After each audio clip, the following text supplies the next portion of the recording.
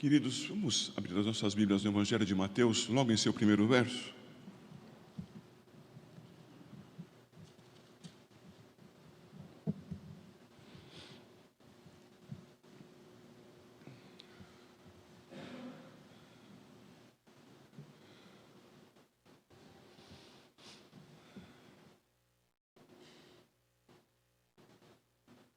Mesmo com a igreja assentada, vamos ler juntos esse verso número 1, Mateus 1, verso 1.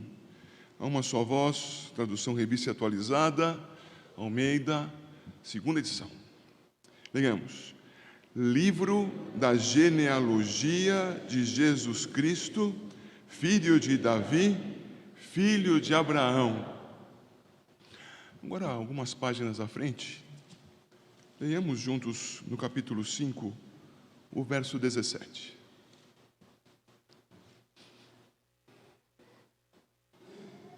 Leiamos.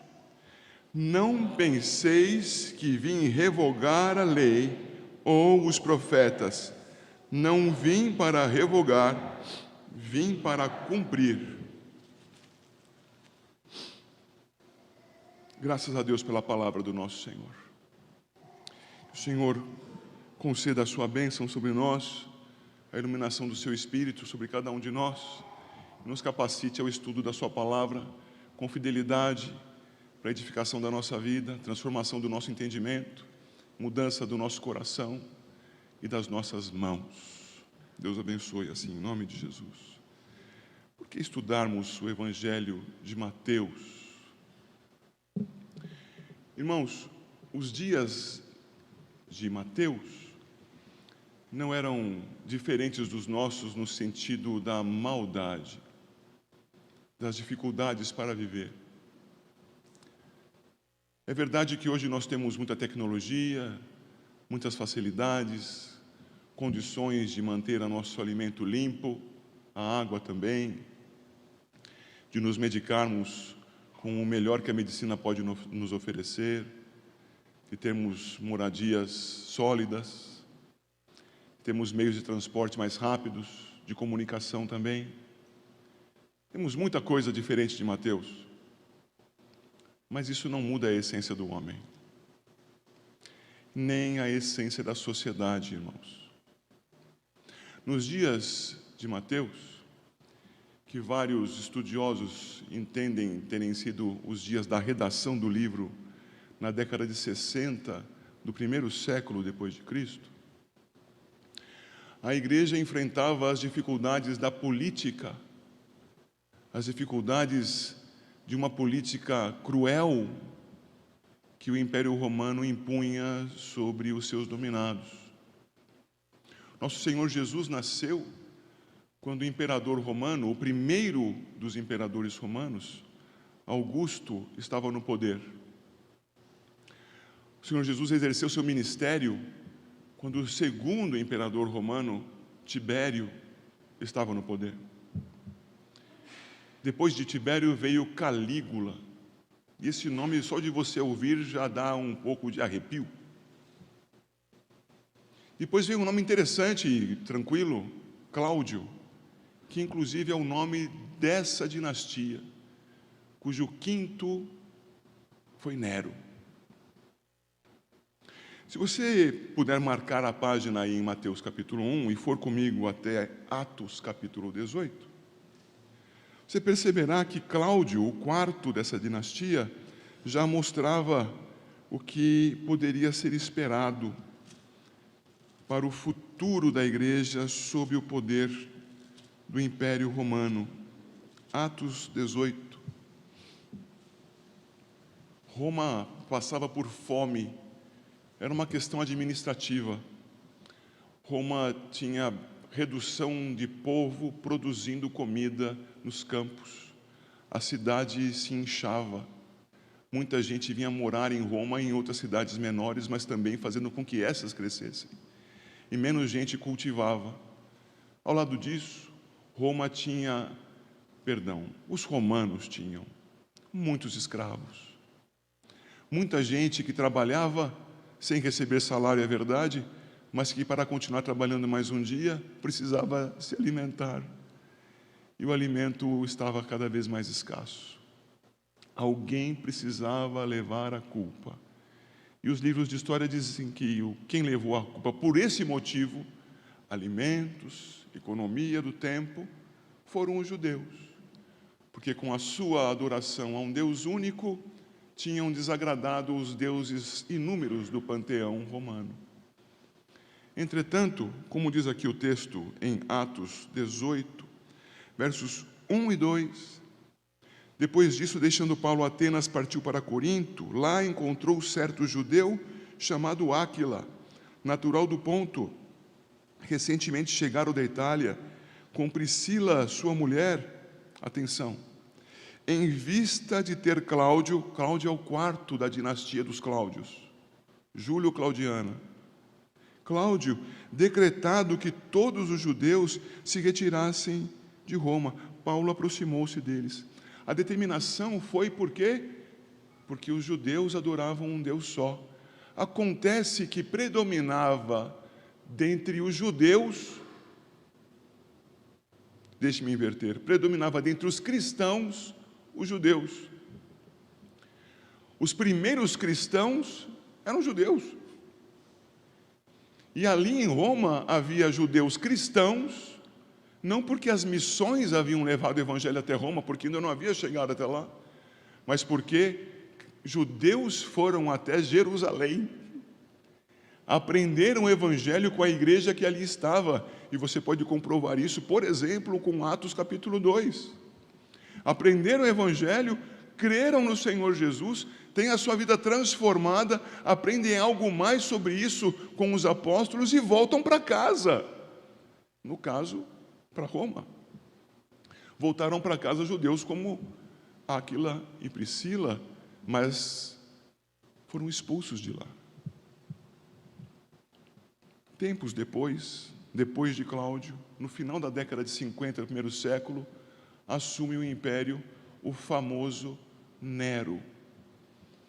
Nero, hoje em dia, é nome que se dá para cachorro. Quando você acha que o cachorro vai ser muito bravo, que vai morder muita gente, como você vai chamar esse cachorro? Nero. Nero, imperador de Roma, é reconhecido pela história como um homem desequilibrado, autocentrado, que viveu a vida para satisfazer os seus próprios prazeres.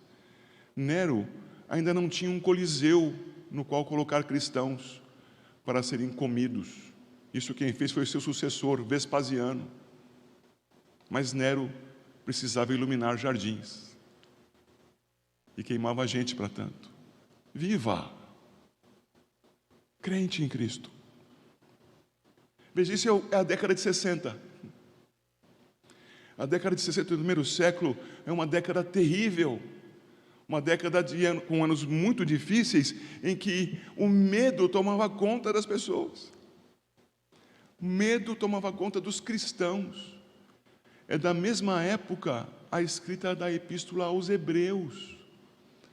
Você se recorda?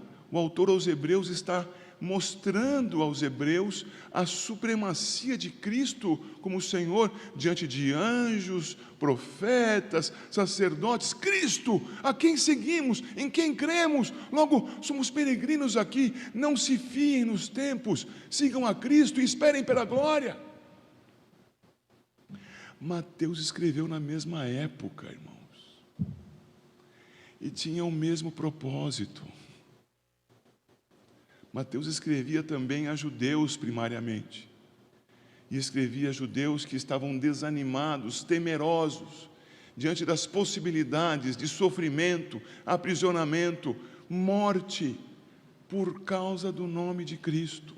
Será mesmo que esse Jesus, a quem tantos chamam de Messias, é mesmo o cumprimento das profecias? Queridos, Mateus tem por propósito demonstrar, narrando a vida de Cristo, que ele, vocês precisam compreender que quando eu disse Cristo aqui, eu quis dizer Jesus, ok? Porque a próxima frase é que vem a comprovação. Mateus quer mostrar que Jesus, agora sim, é o Cristo. Mostrar para aqueles que estavam seguindo a Jesus, que eles não seguiam alguém em vão. Não era um outro revolucionário, não era um outro idealista. Não, esse era o cumprimento da profecia. E Mateus vai registrar então, passo a passo, aquilo que comprovava aos judeus que Jesus era o Messias prometido. A formação, a estrutura do seu texto faz então uma ponte muito adequada para a organização do cânon, tendo a ele como primeiro do Novo Testamento. Logo, considerando a Bíblia como um bloco só, o primeiro livro a completar o Antigo Testamento.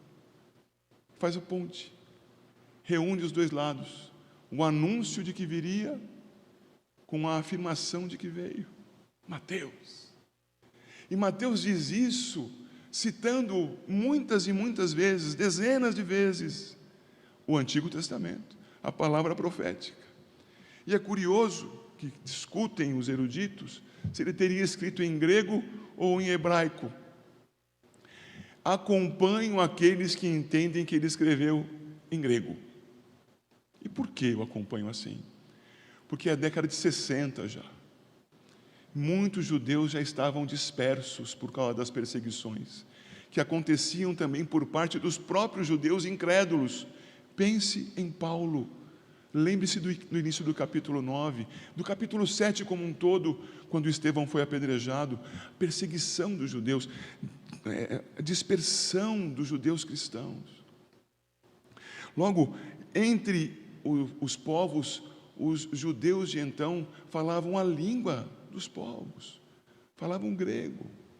Creio que escreveu em grego, mas somo a esta razão, também a esta motivação também, a de que ele faz citações do Antigo Testamento em grego, desde a Septuaginta, que você sabe é a tradução do hebraico para o grego, a começar pelo Pentateuco da Bíblia hebraica.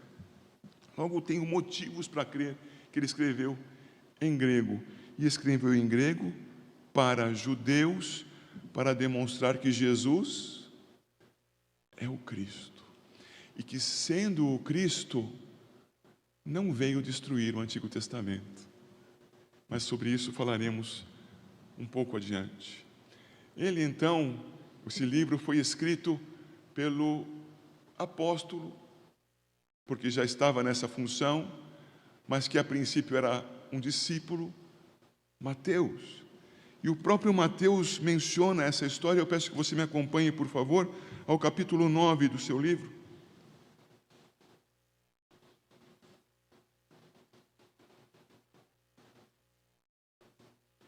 E observando o texto nos versos 9 e 10, percebemos que Jesus, partindo dali, da cena anterior do Evangelho, partindo dali, viu um homem chamado Mateus sentado na coletoria e disse-lhe: segue-me. Ele se levantou e o seguiu. Quando estudamos sobre os outros discípulos, percebemos que houve um processo de chamada. Aprendemos com o Evangelho de João que Jesus foi apresentado a Pedro por seu irmão André.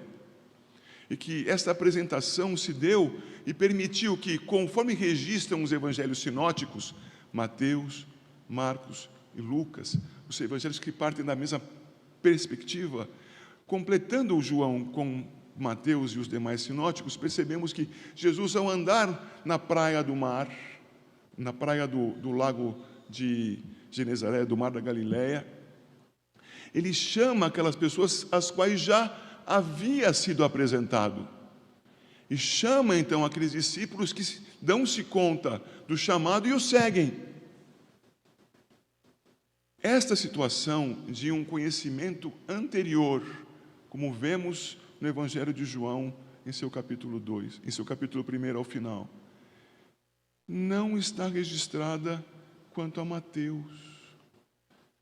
Mateus, pelo texto que temos e também nos textos paralelos, foi chamado pelo Senhor Jesus e respondeu imediatamente: sem que haja qualquer menção anterior de uma apresentação do Senhor àquele homem. Portanto, aqui nós podemos dizer de algo realmente arrebatador. No verso 9, então, lendo: partindo Jesus dali, viu um homem chamado Mateus sentado na coletoria e disse-lhe: segue-me. Ele se levantou e o seguiu. E sucedeu que, estando ele em casa, à mesa, muitos publicanos e pecadores vieram e tomaram lugares com Jesus e seus discípulos. Daqui então prossigo. Este Mateus, publicano, coletava impostos, e a igreja sabe, sendo judeu, coletava impostos de judeus. A igreja está cansada de saber esse respeito. O que isso gerava aos demais judeus? Gerava neles ódio pelos publicanos. Publicanos eram entendidos como traidores da nação. Não citarei exemplos paralelos em relação ao nosso país. Você é capaz de entender isso facilmente verificando a história contemporânea. Mas ali havia então um exemplo em Mateus de alguém que era odiado pelos seus patrícios por agir contra eles. Mas agia contra os seus patrícios nas regiões dominadas por Roma, sob as tetrarquias judaicas. E nessas tetrarquias judaicas, divisões do reino de Israel, daquele tempo de Judá, com muitos gentios misturados. Logo, ele cobrava impostos e precisava saber, quando cobrava, daquele que falava hebraico, o significado das suas respostas, dos seus ganhos e do quanto ele iria então apurar para a cobrança de impostos. E daquele que falasse árabe, o cobrador de impostos precisava saber o que ele estava dizendo para fazer a mesma apuração e cobrar então o imposto. E se falasse grego? E se falasse latim? A profissão do cobrador de impostos exigia um nível cultural elevado, uma condição de trato destacada do restante da sociedade. Logo, este aqui é alguém que, à semelhança de Zaqueu, era abastado por causa da cobrança de impostos e reconhecido como alguém muito destacado na sociedade, rico, culto, poderoso. Um publicano. Este publicano é chamado por Cristo e imediatamente deixa para trás o tamborete onde sentava e vai atrás de Jesus. Abandonou a sua vida pregressa para seguir a Cristo. Não há relato, como há contra Zaqueu, de ter entregue a sua fortuna às demais pessoas, mas segue ao Senhor. Mas há aqui, como vimos no verso 10, um relato de vida transformada imediatamente e de testemunho àqueles seus próximos naquele mesmo momento. Este texto e os seus paralelos nos mostram que Mateus ofereceu um banquete, chamou os outros párias da sociedade com os quais se relacionava, párias morais, e os trouxe para casa e apresentou a eles um banquete, tendo Jesus presente àquela situação. Jesus se aproxima daquelas pessoas e testemunha do reino àquelas pessoas. Muito bem, é importante observarmos aqui que isto indica que o Evangelho é escrito por este chamado discípulo Mateus. Porque aqui no texto, como você pode perceber, é afirmado que Mateus foi chamado na terceira pessoa. Dali, viu um homem chamado Mateus. Não há nesse texto nenhuma indicação de que o autor do livro tenha sido Mateus. Ele trata a si mesmo como um terceiro. Mas, nos evangelhos, em seus textos paralelos, em especial em Lucas, como você tem aí indicado, é chamado de Levi. É indicado que aquele homem era o mesmo Mateus que escreveu o texto. Logo, nós temos pela composição dos evangelhos a indicação do seu autor. Com isso, queridos irmãos, temos algumas condições já postas para vocês a respeito do evangelho de Mateus. Quando foi escrito? Na década de 60 do primeiro século. A quem foi escrito? Foi escrito a judeus cristãos dispersos pelo Império Romano, numa situação de perseguição, a princípio dentre judeus, mas também dentre romanos, escrito para comprovar que Jesus é o Cristo, escrito por um discípulo feito apóstolo, Mateus. Veja comigo como Mateus faz em seu livro a anotação de alguns trechos, como os ali apontados, indicando que com a palavra ele estimula os judeus cristãos a persistirem no caminho. Em 5:10 nós lemos: Bem-aventurados os perseguidos por causa da justiça, porque deles é o reino dos céus. Veja a seguir, no capítulo 10, o verso 32. Portanto, todo aquele que me confessar diante dos homens, também eu o confessarei diante de meu Pai, que está nos céus. Veja a seguir, no capítulo 11, o verso 28. Vinde a mim, todos os que estáis cansados e sobrecarregados, e eu vos aliviarei. Siga o 18, verso 8.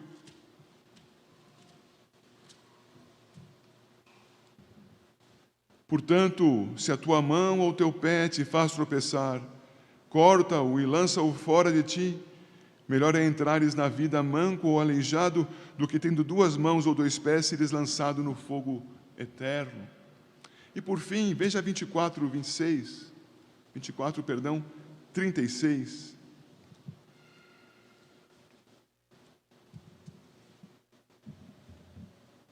A respeito daquele dia e hora, ninguém sabe, nem os anjos dos céus, nem o Filho, senão o Pai. Preste atenção, irmão. É uma igreja perseguida. É uma igreja que recebe informação, que já vamos enfatizar, Jesus é o Cristo. E que é frequentemente por Mateus relembrada. Quem é perseguido vai encontrar paz no reino dos céus. Quem me confessa será confessado por mim. Quem está abatido, sobrecarregado, será por mim aliviado, diz o Senhor Jesus. Quem está em pecado, quem está abandonando o caminho, quem está jogando a toalha, repense no que está fazendo, porque é melhor entrar no reino dos céus com algo lhe faltando do que ir para o fogo eterno. Repense, você que fraqueja. E por fim, como acabamos de ver aqui nesse texto, vocês acham que está demorando para vir o reino do Senhor? Pois aquele dia e hora estão reservados tão somente para o Pai. Então, repetida a mensagem a uma igreja medrosa, amedrontada, por causa da perseguição, de que o Senhor Jesus é suficiente, Ele te sustenta, persevere em sua confissão, aguarde pelo que Ele tem para você, abandone o seu pecado, não se apegue àquilo que te desvia do caminho e tenha paciência, persevere, Ele cumprirá a sua promessa. O Evangelho está estruturado assim.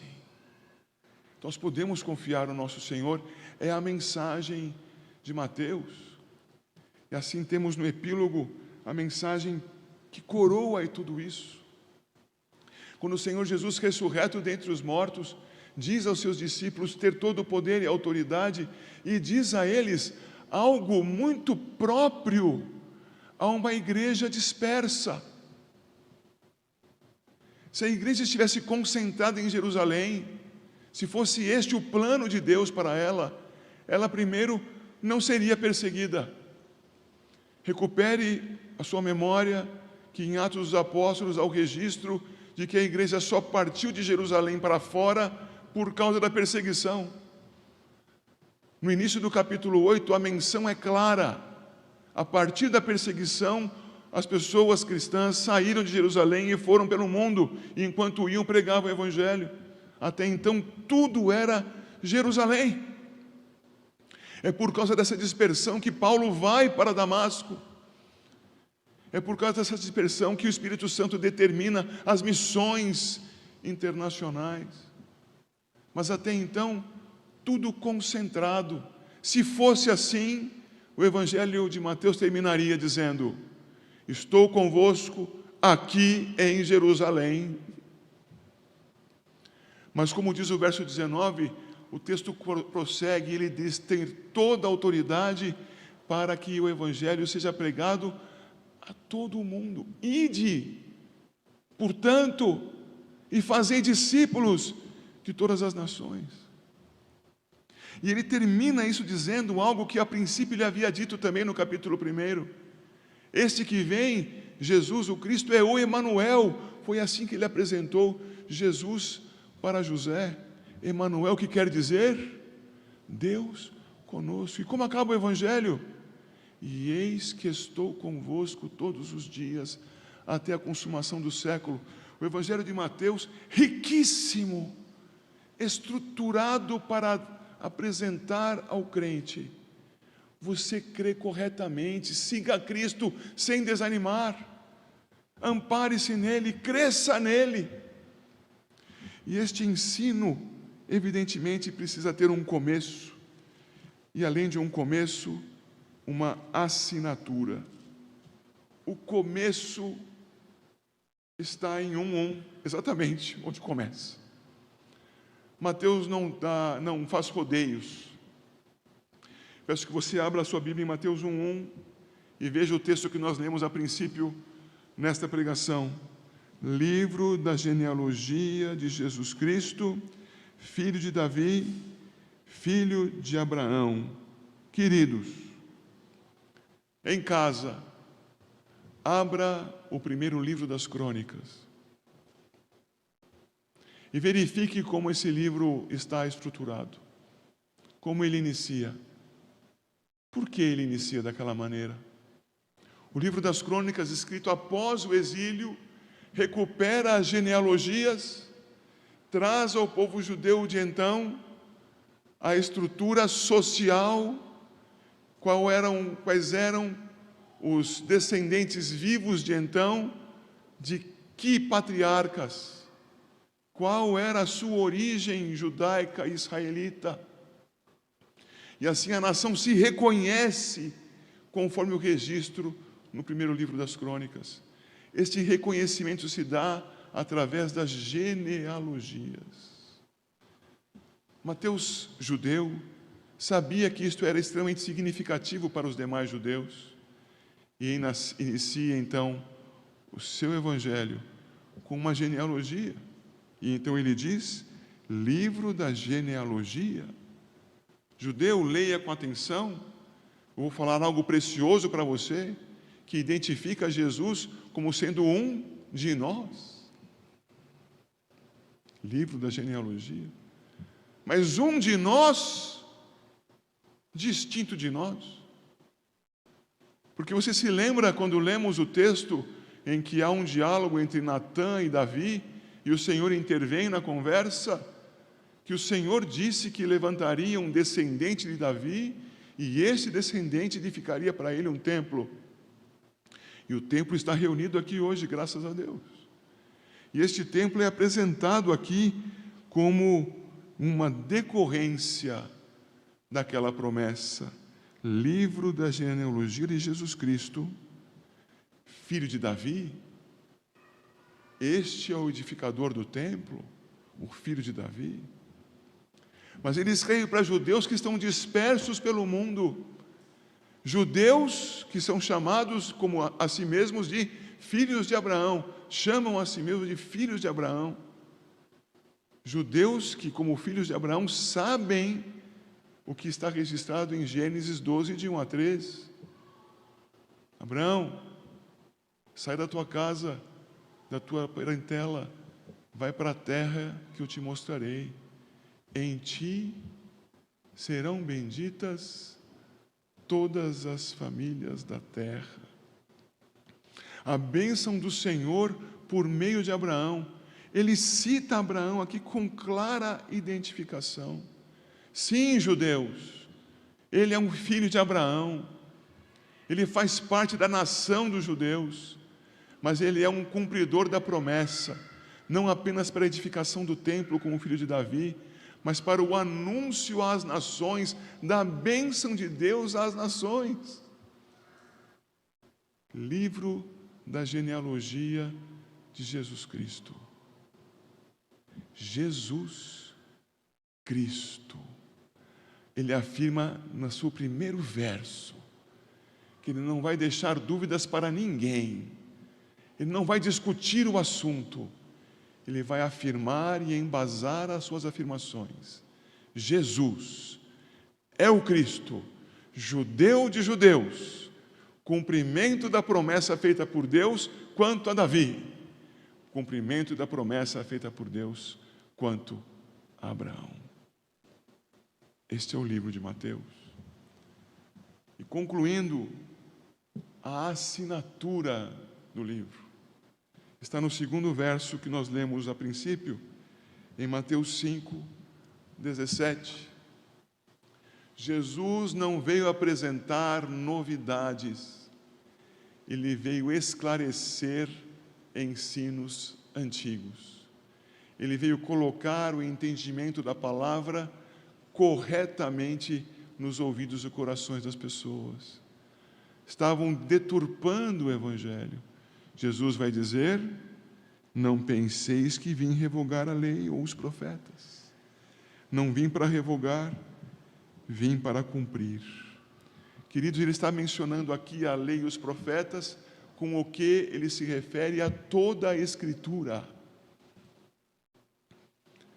Toda a Escritura está aqui tipificada, embora não tenha mencionado os Salmos.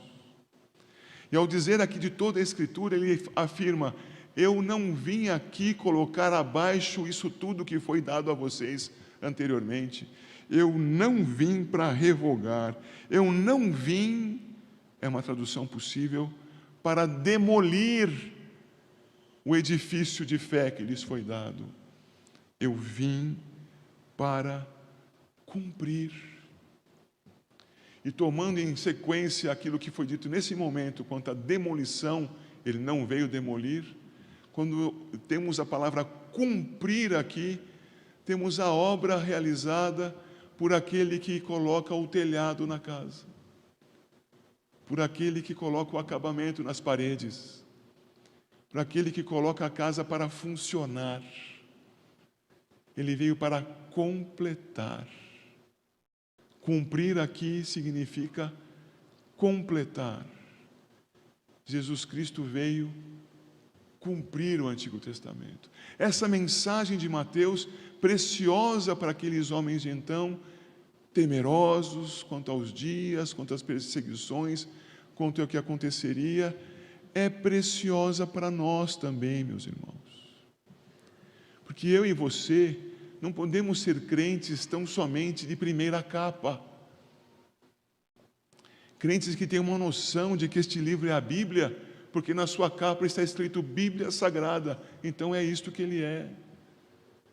Nós temos que ser crentes, e Deus nos dá essa bênção, com livros nas nossas mãos, que nos instruam, que nos encham de conhecimento, que será convertido pelo Senhor por sua graça, como lemos em Provérbios, em sabedoria, em entendimento, para que, munidos por tudo isso que o Senhor nosso Deus nos dá, nós olhemos para aquilo que está escrito e entendamos: a nossa fé está posta no Jesus, que é o Cristo de Deus. Não importa o que esses tempos levantem, não importa o que os locais de trabalho apresentem, não importa os homens que venham a se manifestar com poder sobre o mundo, não importa se estamos entendendo corretamente o que a política atual desenvolve, ou se estamos completamente enganados. Não importa se Trump é o salvador da América ou se ele é o anticristo. Não importa. Não há o que temer. A nossa fé está posta naquele cuja genealogia comprova a sua origem. Naquele cujos nomes, por meio da genealogia, apontam. Ele é o cumpridor da promessa feita a Davi. Ele é o cumpridor da promessa feita a Abraão. Ele é Jesus, o Cristo. Ele não acabou com o passado. Ele completou a obra. Creiamos nas Escrituras e sigamos a Cristo. Esta é a mensagem de Mateus, nessa introdução trôpega que apresento à igreja e que espero que, apesar de mim, tenha sido útil aos irmãos, proveitosa aos irmãos. E peço a Deus que os abençoe, estimulando-os a estudarem, a irem além da mera audição, a pegarem esse esboço que está no boletim, que chegará a vocês logo mais em imagem, e a se debruçarem sobre isso, a meditarem sobre isso, e a crescerem, porque o Evangelho não foi escrito para que você o carregue debaixo do braço ou no celular, mas para que você o conheça, nele creia e seja assim edificado.